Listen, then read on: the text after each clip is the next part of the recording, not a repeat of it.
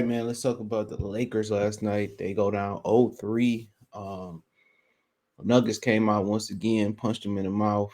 Uh, yeah, they came out once again, punched them in their mouth, and did what they had to do. Right. A lot of people kind of get mad at Darvin Ham, passing blame. Why he got D'Angelo Russell in there? Um, why Lonnie Walker ain't in there? And the thing about Lonnie Walker, he more of a rhythm scorer, so I think you got to get him in the rhythm early. But the Nuggets just a better team. They just a better team. I mean, I said that coming into the season. A lot of people was getting on Jokic, talking about, well, he ain't getting it done, and because people was getting on Joel Embiid for not getting it done, but it was totally different situation. Because when you look at Nikola Jokic, I mean, Jamal Murray was injured. Michael Porter got injured last year. So when you start looking at those guys, they were injured. You know, Joel Embiid had a healthy James Harden last year, had a healthy Tobias Harris last year. And Jokic just become more aggressive. Yesterday, man, you thought he was on his point shave and shit, just like LeBron in game two when he's blowing them layups. He is missing bunnies, but in the fourth quarter, when they needed Nikola Jokic, which he didn't get a field goal in the last fourth quarter of game two, he delivered last night. He hit a big three, hit some big layups. They bought Jamal Murray enough time to rest on the bench, and then for the most part, Jamal Murray and Jokic brought him home with a lot of two-man basketball game, clearing out the side. With Jokic running the pick and roll and Murray setting the picks and getting the switch, and he posted. And when they sinking in on trying to help on Murray, or trying to help, or coming late to rotate, Jokic was taking the three. I mean, Kentavious Caldwell Pope was big last night. I remember he played for the Pistons. Check out my Detroit channel, Mercy Sports Talk. I ain't never seen Kentavious Caldwell Pope hoop like this. And I mean, that just lets you know coaching, and sometimes a change of scenery was best for a player. And he shot the lights out. He shot the lights out when Jokic and everybody is unselfish on Denver, and they willing to make the extra pass, and um, they're willing to attack. They're willing to get. I mean, they do everything.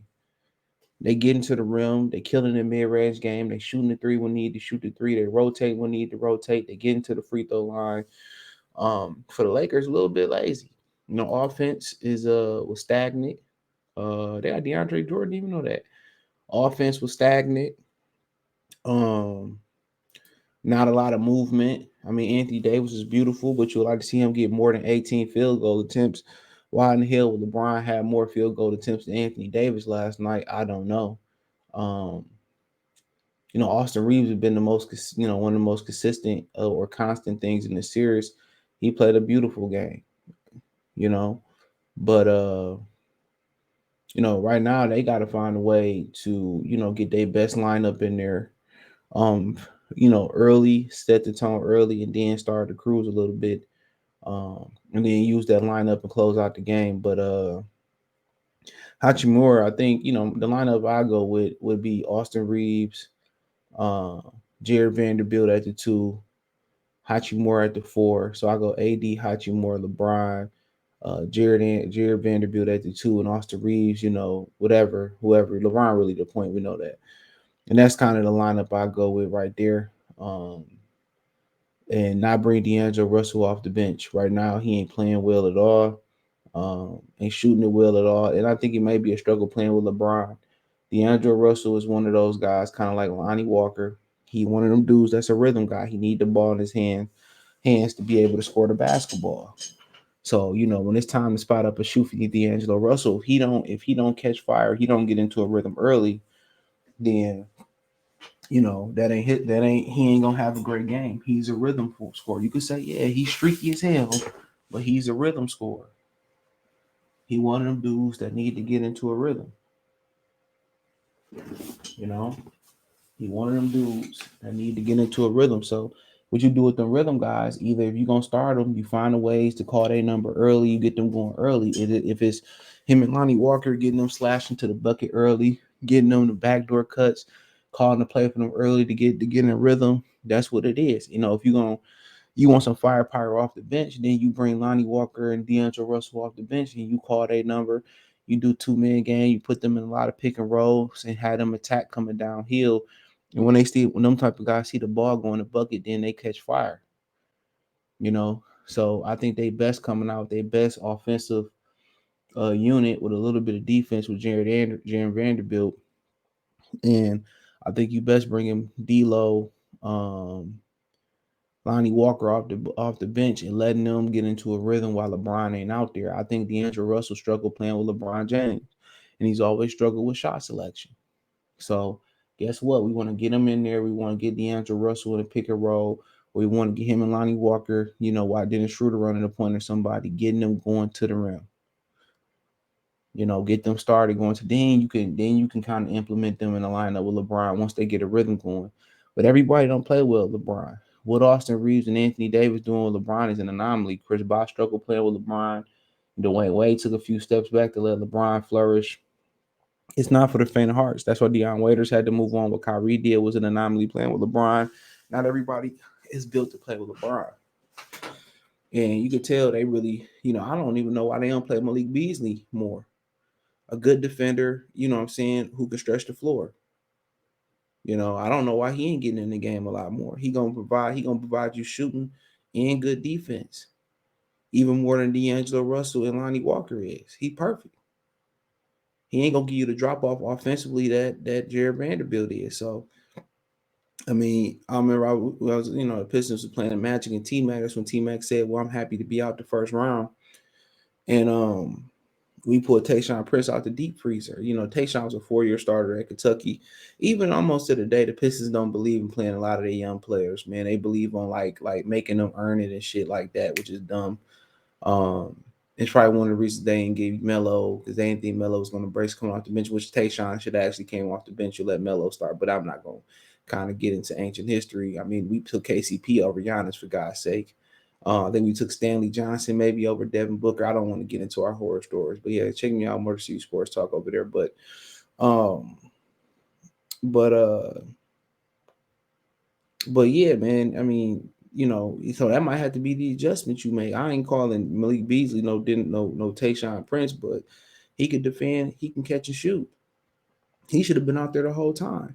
Bring D'Angelo Russell off the bench. He a defensive liability. And then, he just one of those guys that need to be in the rhythm. He ain't developed point guard skills, and he not a catch and shoot point guard. That's what you really want with LeBron, at Mario Chalmers, the D&3, Derek Fisher type of point guard. But there's some adjustments that can be made, and people can say, well, it's out of desperation, but I don't think it's out of desperation. I just think it's out of logic. But then again, y'all got to understand how much you paying somebody come into effect here, and also how how personal feelings, come into effect. So, um, Anthony Davis played like a man, like now you seeing why Anthony Davis can be dominant. When Anthony Davis is in the paint, he not at the 3-point line. He play like Patrick Ewing and Alonzo Mourning, that block to block, elbow to elbow, that 10-foot jumper and posting up. Anthony Davis is unstoppable. And guess what? He been staying fucking healthy. You get out on the perimeter, you start taking people off the dribble, you start taking elbows, you start banging, taking unnecessary punishment. Anthony Davis playing, if he play like this, they can build this team around him, when LeBron is gone. That's how Anthony Davis is supposed to play every night out. He playing like a center. He embracing being a 21st century, 2023 center. That's how you play. Now they need to find a way to feed him more. But LeBron taking more shots than Anthony Davis is fucking comical. But them adjustments I'm making for Denver, you can tell, to close it out, you could tell they hungry, bruh. They say every time we lose, it's about the other team. So they got that small market chip on their back. I remember the Pistons had it. You got to think about history. It ain't been too many small market teams, without a major superstar on there or without the superstar. I mean, I guess you can count Dwight Howard in Orlando, but without the LeBron James, I say Dwight Howard was kind of like one tier below LeBron back then. But ain't too many of those guys. Indiana, New York. I mean, not New York, but Indiana, Atlanta, those type of guys that could really get there. You know what I'm saying? And they using it to fuel why it's more about the Lakers losing than Denver winning. And you need that chip on your shoulder. And they unselfish, bro. Aaron Gordon, he's out there. He can be out there almost averaging 20 points a game. throwing up 20, 15 to 20 shots a game, 15, 20 shots a game. Yeah. And my doctor, my voice repeat myself. But yeah, Michael Porter could be on another team getting 20, 30 shots a game, averaging 20, 25. Jamal Murray, but they one thing about them that they remind me of the Pistons, they're a very unselfish group. Um, they move the ball. They got a chip on their shoulder, that small market chip on their shoulder. And they just unselfish, and I think they kind of mimic what Nikola Jokic is doing. They healthy, and then you got a closer. We had a closer in Chauncey Billups. They got a closer in Jamal Murray. They got guys that's unselfish, and what people not paying attention, they check every mark.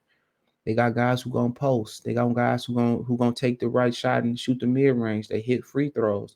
They shoot threes.